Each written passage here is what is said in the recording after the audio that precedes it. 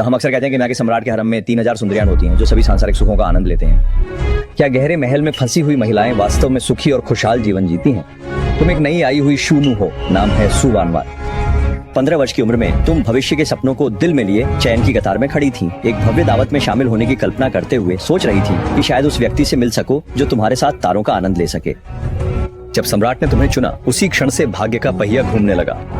जब सम्राट ने पहली बार तुम्हें बुलाया तो तुम इतनी घबराई हुई थी कि तुम्हारे हाथों में पसीना आ गया। तुमने देखा कि वह चमकीले पीले रंग के ड्रैगन रोब पहने हुए थे और उनकी आंखों में एक सौम्य मुस्कान थी। तुमने सिर झुकाकर हल्के से मुस्कुराया। दिल में हल्की सी मिठास उठी, ये सोचकर कि यही प्रेम की शुरुआत है। हालांकि हरम की लड़ाई तुम्हारी सरलता के कारण कभी नहीं रुकती। तीसरे दिन जब आप महारानी को प्रणाम करने गईं, तो फेंके हॉल के दरवाजे पर ही आपको लिन फे ने रोक लिया। वो भव्य वस्त्र पहने हुए थी, लेकिन उसकी आंखों में जलन छुप नहीं रही थी। सुबह ये तो अप्रिय हो गई है, यहाँ तक कि महारानी के सामने हाजिरी में भी देर कर सकती हैं। तुम घबराकर समझाने लगी, लिन जीजी मजाक कर रही है, बहन कैसे देर कर सकती है, बस रास्ते में इस वसंत के सुंदर दृश्य में खो गई थी। लिन ने ठंडे स्वर में हंसते हुए कहा, सुंदर दृश्य? इस महल में सबसे कम कमी है तो वह है सुंदर दृश्य की। कमी है तो उस हुनर की जो सम्राट का दिल लंबे समय तक जीत सके। तब तुम्हें समझ आया कि हर कदम पर महल में जाल बिछा हुआ है। तुम्हें हर जगह सावधानी से और सतर्क रहना होगा। आपने अन्य पत्नियों की गतिविधियों पर ध्यान देना शुरू किया, उनकी बात करने की कला और जीवन जीने के तरीके सीखने के लिए। इस समय तुमने शेन चिंग्याओ से मुलाकात की। वो तुम्हारे साथ ही महल में आई थी और तुम दोनों के बीच अच्छी समझ बन गई। तुम दोनों ने एक दूसरे से अपने दिल की परेशानियां साझा की। हालांकि इंसान का मन समझना मुश्किल है। जब सम्राट ने आपको बार बार बुलाना शुरू किया तो किंग्याओ का रवैया धीरे धीरे बदलने लगा। उस दिन तुम सम्राट द्वारा दी गई शाही पोशाक पहनकर किंग्याओ से मिलने गई, लेकिन देखा कि वह आईने के सामने रो रही थी। तुमने चिंतित होकर पूछा, चिंग्याओ तुम्हें क्या हुआ? वह अचानक मुड़ी, उसकी आंखों में नफरत भरी हुई थी।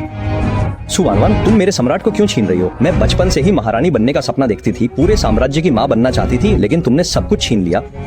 तुमने हैरानी से उसे देखा, अपने कानों पर विश्वास नहीं कर पा रहे थे। असली में सत्ता और प्यार के सामने दोस्ती इतनी नाजुक होती है। तुम्हें समझ में आने लगा कि इस हरम में हमेशा के लिए कोई दोस्त नहीं होता, केवल हमेशा के लिए लाभ होता है और तुम्हें और अधिक सावधान रहना होगा। आपने सम्राट के प्रेम का उपयोग करना शुरू कर दिया, कुछ अन्य रानियों को अपने पक्ष में करने के लिए, अपनी खुद की ताकत बनाने के लिए। हालांकि भले ही तुमने हर चाल चली हो, फिर भी तुम भाग्य के खेल से नहीं बच सकते। तुम गर्भवती हो। ये पहली बार है जब आपने मां बनने की खुशी महसूस की। सम्राट को पता चलने पर वे अत्यंत प्रसन्न हुए और आप पर और अधिक कृपा करने लगे। आशा है ये तुम्हारी स्थिति को और अधिक मजबूत बनाएगी। लेकिन जब आप 3 महीने की गर्भवती थी, एक अप्रत्याशित घटना घटित हुई। जब आप बगीचे में टहल रहे थे, अचानक किसी ने आपको सीढ़ियों से धक्का दे दिया। तुम्हें बस इतना याद है कि अचानक एक तीव्र दर्द हुआ और फिर तुम्हें होश नहीं रहा। जब तुम जागी तो राजवैद्य ने तुम्हें बताया कि बच्चा नहीं रहा। तुम कंबल को पकड़कर फूट फूट कर रोने लगी। तुम्हारा दिल नफरत से भर गया। और आपका बच्चा। तुमने गुप्त रूप से पता लगाया कि यह लिन फी थी, जिसने महल की नौकरानी को तुम्हें धक्का देने के लिए उकसाया। तुमने बिना कुछ कहे सही समय का इंतजार किया। एक बार एक ही अनहोनी में तुमने जानबूझकर लिन फे की शराब में दवा मिला दी, जिससे वह सम्राट के सामने शर्मिंदा हो गई। सम्राट बहुत क्रोधित हुए और उन्होंने लिन फे को ठंडे महल में डाल दिया। तुमने देखा कि कैसे लिन फे को ले जाया जा रहा है। तुम्हारे दिल में जरा भी दया नहीं थी, सिर्फ बदले की संतुष्टि थी। हालांकि प्रतिशोध ने तुम्हें खुशी नहीं दी, बल्कि तुम्हें और अधिक अकेला कर दिया। सम्राट का तुम्हारे प्रति प्रेम अधिकतर राजनीतिक विचारों के कारण है, न कि सच्चे दिल से प्रेम।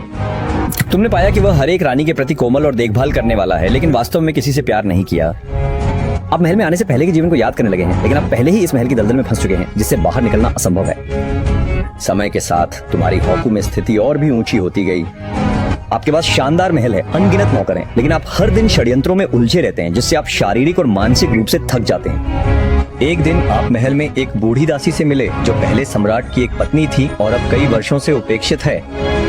वो तुम्हें देखती है, माँ उसकी आंखों में पूरी सहानुभूति है। लड़की, इस महल की चमक दमक सब दिखावा है। सच्ची खुशी महल के बाहर की साधारण जिंदगी में है। तुम स्तब्ध रह गए। अचानक तुम्हें एहसास हुआ कि तुम इस महल में खुद को खो चुके हो। जिन शक्तियों और प्यार की तुम तलाश कर रहे थे, वे सब क्षणिक थे। आपने खुशी की परिभाषा पर विचार करना शुरू किया। क्या खुशी का मतलब है शानदार महल में रहना, महंगे कपड़े पहनना और सबकी चापलूसी का आनंद लेना, या फिर अपने प्रियजन के साथ साधारण और स्नेहपूर्ण जीवन बिताना? अब आपके पास सब कुछ है, लेकिन फिर भी आप अत्यधिक अकेलापन और खालीपन महसूस करते हैं। अंत में तुमने सब कुछ छोड़ने और इस संघर्ष से भरे हुए हरम से दूर जाने का निर्णय लिया। आपने सम्राट से निवेदन किया कि आप अस्वस्थ हैं और महल से बाहर जाकर स्वास्थ्य लाभ करना चाहती हैं। सम्राट ने तुम्हारी ओर देखा। उसकी आंखों में हल्की सी हैरानी थी, लेकिन उसने रोकने की कोशिश नहीं की। तुम जानती हो, उसके दिल में तुम बस कई सारी रानियों में से एक हो, जो हो भी सकती हो और नहीं भी। तुमने महल छोड़ दिया और पहले कभी न महसूस की गई हल्कापन महसूस किया।